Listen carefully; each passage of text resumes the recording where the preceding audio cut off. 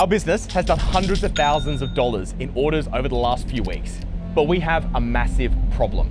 Because we're here in China and we sell building materials from here into Australia, some of our orders start as samples. And so we need a salesperson to help us convert more customers. So in this episode, I'm gonna show you, for your business, when is it right to hire a salesperson? How do you find them? How do you bring them on board? How do you make them really great? And hopefully through solving our problem, I'm gonna show you how you can solve yours as well. So on that note, let's get hiring. Firstly, in business, knowing your customer is the most important thing. For us, it's a renovator, a 40, a 50, a 60-year-old, the kind of people that hate AI, they hate sales funnels, and they want to speak to a real human. So up to this point, I've been calling almost every single customer who orders a sample from us, but it's got to the point now where it's not scalable and we need to find a change. All right, so I want to explain the math behind like when it makes sense to actually hire a salesperson, and specifically for our business, why we're thinking about it. So right now we get 70 sample orders a week. So it's around about 10 a day. Our average order value is like $1,500 around about an order, which means that in a week, we have the potential to do $105,000, assuming everyone who buys a sample converts to a real customer. Now, that's not true because right now, only 10% of our customers convert within the first week to buying a full-size tile order. So our theory is that if we can take the 10 grand of conversions and we can take that to say 20, so we double our conversion rate, which is literally just someone picking up the phone, talking to customers more, trying to do what I do on a day-to-day basis, but just being that much more proactive and them really owning this function, that turns 10 grand a week into 20 grand. And so you can see how our business can easily support bringing someone on. And there's a direct correlation between we hire salesperson, we get more money. Now, if that doesn't happen and that's not true, that's when this role fails. And so in your own business, just doing this simple math to say, hey, here's our current conversion rate, here's where we want to get to, here's the revenue that we're leaving on the table, and here's how whatever role, if it's a salesperson, could actually come and help us, then that's where you can figure out where success in a role like this actually lies. So to make this work, we have two strategies. First, we're gonna do an Instagram story. Finding the best people is all about like tapping into your existing network. And so for me, I've got Instagram followers, and so hopefully we're gonna be able to find one person just based off that. So if you've got followers anywhere or you have a network, go there first. Second thing we're gonna do is post job ads. Now, best place to do that is Seek. Seek's huge in Australia, it's the largest job marketplace, and also in Hong Kong, it's also very big as well. LinkedIn's also fantastic, get people to share it, comment, etc. So let's start with an Instagram story. I'm gonna post one and let's see who we can get. So last week, I put a story up about a sales role that we are looking to hire for at Bloomfield. So if you think you're the one, send a video application. We don't do CVs. And so literally just 60 seconds, who you are, what your experience is, doesn't even need to be completely sales related. You just gotta be like super enthusiastic and really good, and why you could be a really good fit for the role. So with the story live, a bit of context. We kind of had three main options when we were looking to make a decision on the sales hire.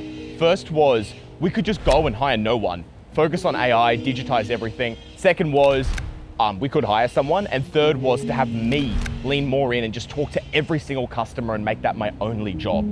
Honestly, the third was really appealing because that's honestly what I should just be doing. But also digitizing everything is the cheapest, and that's also really great. But if you're like us and you're trying to revolutionize an industry, like building materials are so outdated, the industry is archaic, things change hands like 6 times before they reach a customer and the price just gets higher and higher, then I think the customer relationship is the most important thing. And if you have the right people on the ground talking to customers and you can actually build that relationship, word of mouth turns into your biggest referral source. And so that's what we believe in. And that's why I think when the numbers stack up, like you saw for your business and for ours, that's when it makes sense to bring someone on board. So on that note, let's go check and see who we got, see if there's anyone interesting.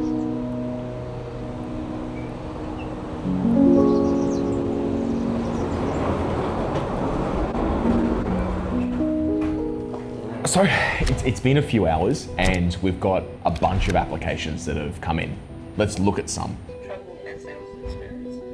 Hamza, thanks Robert.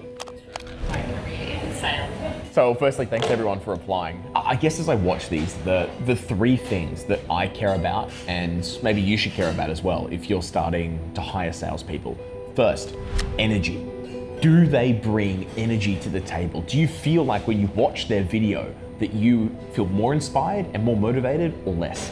Because if they can't even bring energy to a sales like CV, like application video, how are they gonna bring that same energy to customers? How are customers gonna feel inspired and wanna buy? Second is did they put the effort in? Did they try? Did they research our business? Do they watch our YouTube videos? Do we know what sort of pain points we actually have and what they're gonna deliver and bring to the table? Because if they can't even take the time to do that, well, yeah, how are they gonna do that for our customers? And third, and almost most important, were they clear? Could they actually articulate who they are, what value they're gonna add to our business, and why we should consider hiring them?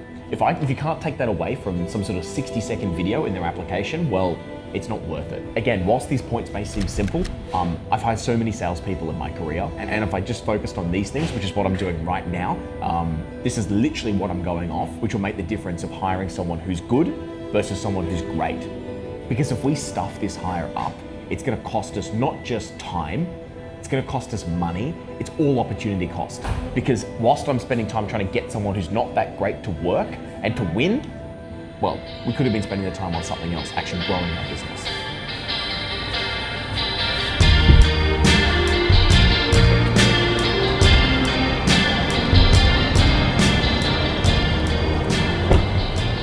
The next most important thing is onboarding. So now that we've found a couple of great people, I think that thinking about how do we actually integrate them into the business and set them up for success is the most important next step. Three things.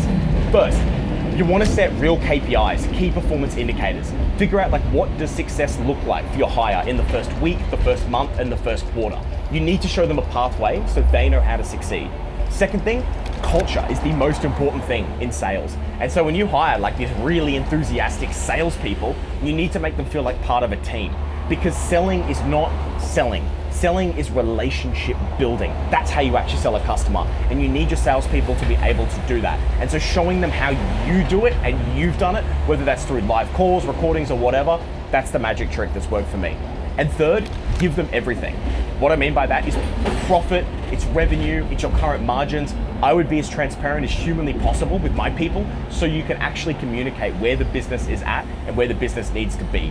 Then they understand what box they're actually working in, and so they know their constraints when talking to customers. And I've learned all these things over the last decade of hiring salespeople, and I've made so many mistakes. But these three takeaways are the things that if I had just focused on them from day one would have made all the difference.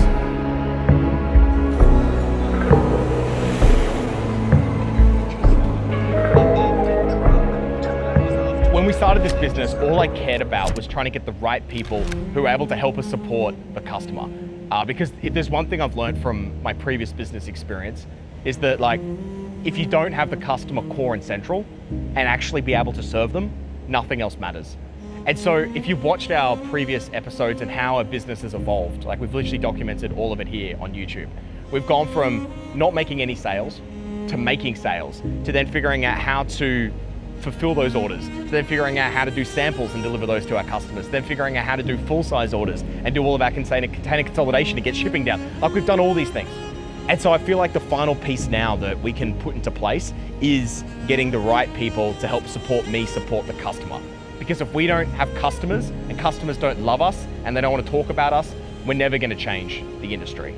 My only goal with this business is to completely rip up the way that people buy building materials out of Australia.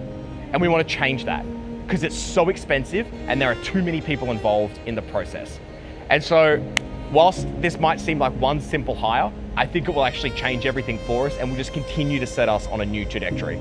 And so if you're watching this, hopefully it serves as some sort of inspiration because you can make these same changes in your business too. And even if you haven't started anything yet, there's so much hopefully that you can learn, and we're learning all this together. And so stay tuned because over the next couple of weeks, how's the sales hire going to go? Is it actually going to be effective? Are we able to deliver on what we're saying? There's so many questions. And so we're going to figure those all out together. So stay tuned.